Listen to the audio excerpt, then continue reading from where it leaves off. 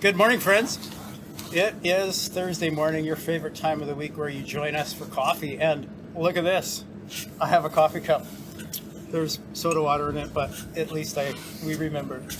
And you may notice that we are in a beautiful setting. We'll tell you more about that in a minute.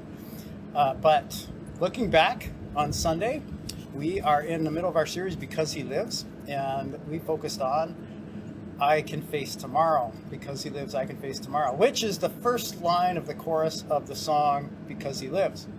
And we went into a little bit about the background of that song, how Bill and Gloria Gaither they were in the middle of the 1960s. They thought it was all upheaval all around them, and they were concerned about bringing their third child into the world. And we're sitting here in 2026 thinking, you thought that was a bad time.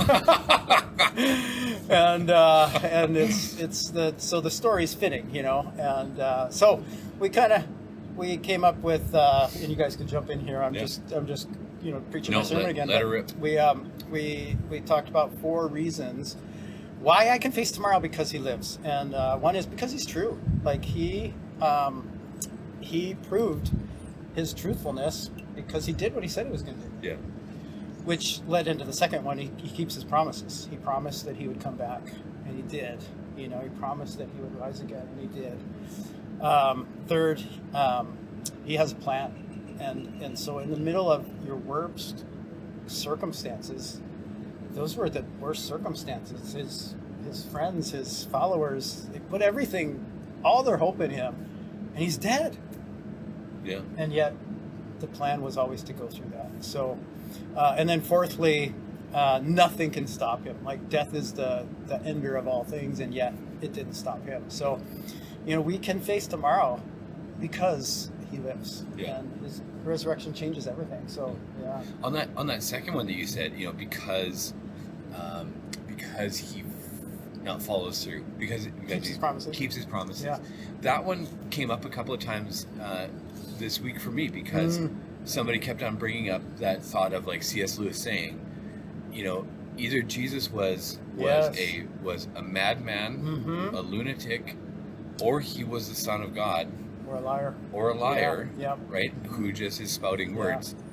But either way, He has to be one of those. Mm-hmm. And when you are standing there, and He said, after 3 days I will rise, and that tomb is empty, and then He appears to the disciples, like that all of a sudden He's not crazy. That moment of clarity of like He's not crazy, and He wasn't lying. Yeah. That must have just been an unbelievable realization, and so difficult to get to, because it just felt let down. Like where did He go? Like He was supposed to be here, and but that C.S. Lewis quote is just kind of going through my brain of like, wow, he is trustworthy.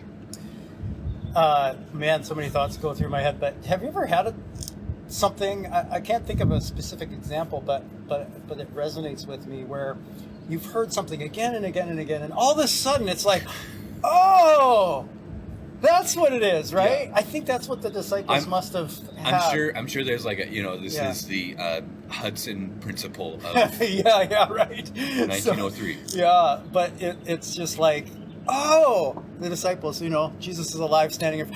Oh, you did say, it was just. Well, that is one of the things I appreciate about Matthew's gospel so much is, he off drops some of those, right? Mm-hmm. And not just about Jesus, but even like the Old Testament, almost like, that's what the prophets were talking about. Right, that's what was going on here. Right. Oh, that's what the psalmist meant. And totally. Jesus changed, His resurrection absolutely changes everything, especially even our understanding of Scripture. And our understanding of the Old Testament, our understanding of so many things. Yes. Our relationship with God, everything is foundationally different. Mm-hmm. And and I think even as we're talking about this, I hope that I keep having these. Oh, as I reflect on resurrection again next year, right? Yes, but as that moment is dawning on you, you're like, oh, such an idiot. So it has a balancing effect as well too. Yes. Because focus on because how many times do we look at the disciples and we're like, ugh, you guys, why didn't you get it? It was right there in front of you. I know. Wait, that was me last week when I had all of it right in front of me and I didn't get it. So something that, because I have the tendency to be like, you're such an idiot. Why are you, like for myself, right? I came up, or I learned about this, phrase for me is really helpful because I would get down on myself. I'm like, why didn't you know this? You should have known it. And then you feel bad instead of like, this is exciting. Yeah. So a phrase that is really helpful for me, or has been, is not what if, but what now. Okay. Right? Yeah. Like, what if I would have known that? How much something, well, okay, but you can't do that. What now? And it changed that for me so that like these moments are actually good because now, so I don't know, I hope maybe that's helpful for some people. Because he lives, I'm not as much of an idiot. I don't have to be as much of an idiot. So I can face tomorrow. Yeah, exactly. I still wonder if things would be different for the disciples if they started writing the gospel sooner. Yeah. Because Mark came out first, then Matthew, right? Yeah. And then John was last, right? Yeah. Like, he gets to reflect on all these. Right. Like, if only they had recorded some of the stuff he was saying at the very start, and instead of having to wait. But I also wonder too, if it would have been earlier, would they have made themselves look a little bit better? Oh, because probably. they would have had that sense of like pride. Well, we didn't understand, but then, 20 years later, you're like, no, I can actually wholeheartedly say we just didn't get it. I don't have to save face, because sure. Well, and you see a lot of that in Mark, who Peter was his, and he's like, Peter didn't know what to say, Sorry, I was just gonna say, like in John, right? I love the resurrection morning notes, and it's and John was faster than Peter. I know. And if Peter was there to refute it, right? Yeah, right. Yeah, because Peter ran a 5K beforehand, or something, right? He's gonna add a line to kind of give an explanation for why. Yeah. You're saying the disciples are competitive? So you said seems that way. As a segue into a different thing that we could go on and on with this is, but you were saying the liar lunatic Lord thing. The reason that came up for you is because it came up for all of us this week. We are at the pastors' conference that happens every year, and we're at Green Bay, so that's what you're seeing behind us, and this is the new place. So. In September, we're going to have a picnic here, and I'm not sure if we're going to be able to access this, but I hope we can. Anyways, you'll be able to see this. And if you are part of Green Bay at all, it's just beautiful. We're looking out over the lake, and it's this new building. But we had a speaker, Mark Buchanan, who's written a bunch of books. If you come into my office, you'll see a few of his books, and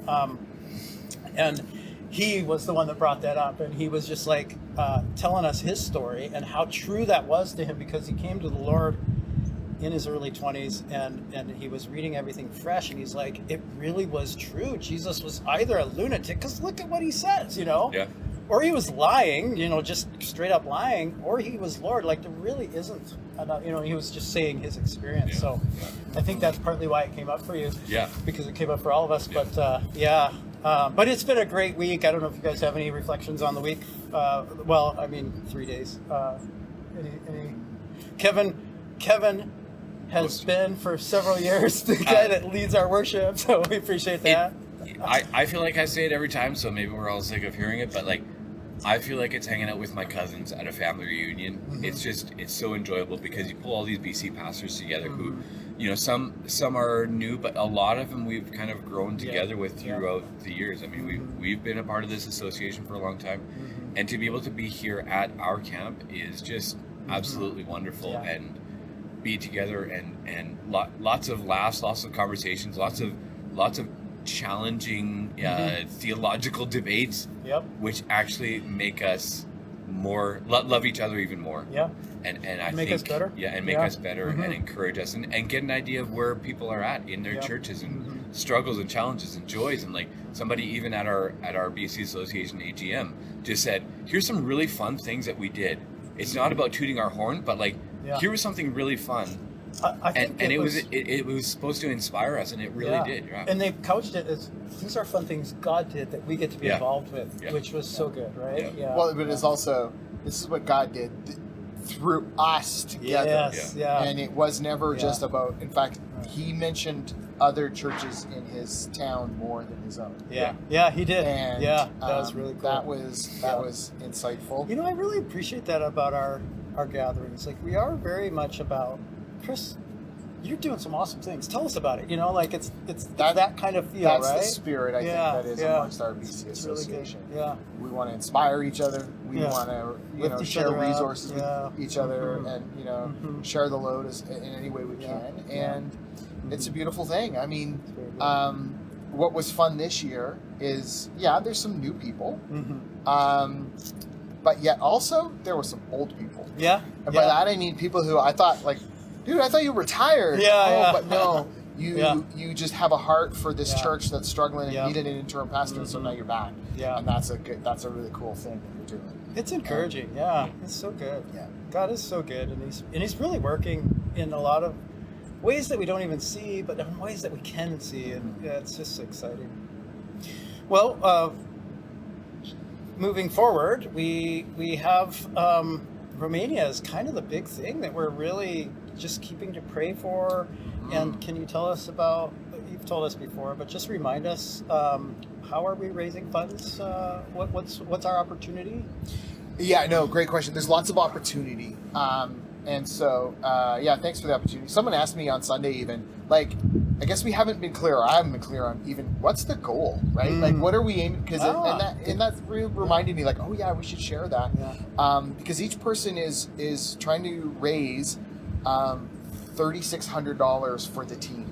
Right. And for their part of the because each person needs like $400, and we asked everybody to commit 10% themselves, and so we're looking to raise 36 each. And thanks to the generosity of our church, like, funds are coming in, and thanks to the generosity of our extended networks around, there are some funds coming in, but we still have a long way to go, and anyone can just give. You can add it to your offering with just a note that says, for Romania team.